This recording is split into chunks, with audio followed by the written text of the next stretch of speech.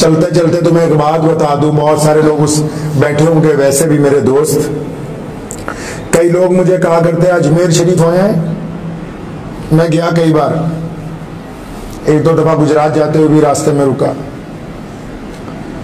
जाके फातिहा पढ़ी।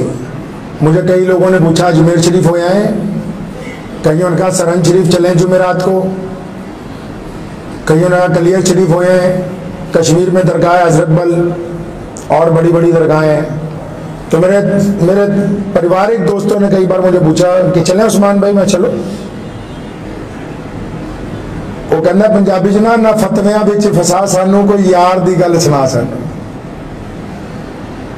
जाने में तो कोई अर्ज नहीं है, लेकिन जो जाते हैं उनको बात ही नहीं पता कि होता क्या है जाने के बाद। फिर औरंगजेब रहमतुल्लाह अलैह वली था अल्लाह का, अजमेर शरीफ गए फातिहा पढ़ने के लिए, दरवाजे पे चढ़े थे, बहुत मांगने वाले बैठे थे, तो उनको पता लग गया बादशाह आ रहा है मुल्क का।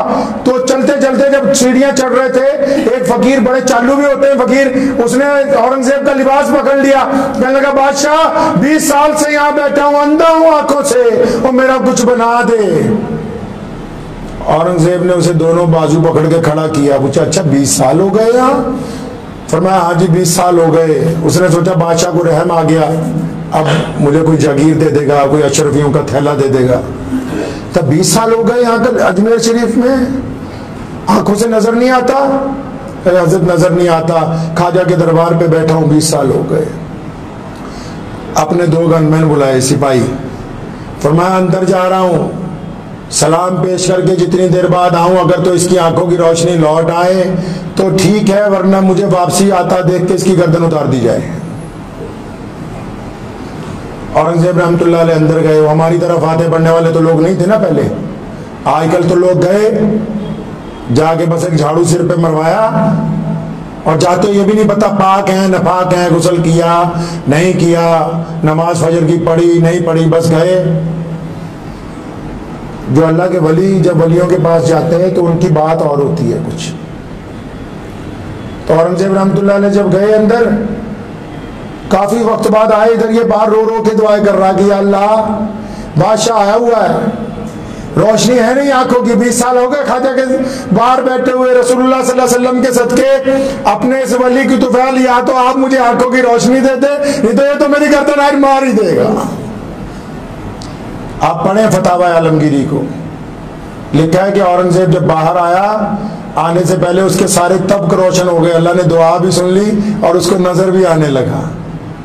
जनाब औरंगजेब ने उसके कंधे पे हाथ रख के कहा था कि अल्लाह जो आते हैं इनकी नीयतें खुद खराब होती हैं, और इल्जाम अल्लाह और उसके वलियों पर देते हो कि हमारी दुआ कबूल नहीं हुई। मैं बताता हूं आपको मसला।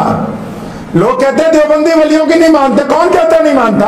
मैं मुजद्दिदी हूँ, कादरी हूँ, मौलाना शाह अब्दुल कादिर लुधियानवी रहमतुल्लाह अलैह की 7वीं नस्ल में हूँ। हमारा सिलसिला नक्शबंदिया कादरिया मिर्जा ताहिर जाने जाना रहमतुल्लाह अलैह से लेके और मुजद्दिद अल-फसानी तक, फिर मुजद्दिद अल-फसानी से शाह वलीउल्लाह मुहद्दिस देलवी तक, और फिर शाह वलीउल्लाह मुहद्दिस देलवी थे सैयदना अबू बकर सिद्दीक तक पहुंचता है। सुनो मसला, अगर कोई बंदा किसी वली के मजार पर गया, अगर किसी ने ख्वाजा मोइनुद्दीन चिश्ती के मजार की ज़ियारत की है, अगर किसी ने इमाम रब्बानी मुजद्दिद अल-फसानी की मजार के ऊपर फातिहा पढ़ी है और फातिहा पढ़ने के बाद भी बेनमाजी है, तो पहले वो सिर्फ अल्लाह का मुजरिम था, पहले वो सिर्फ रसूलुल्लाह का मुजरिम था, अब वो क़यामत वाले दिन ख्वाजा अजमेरी का भी मुजरिम होगा।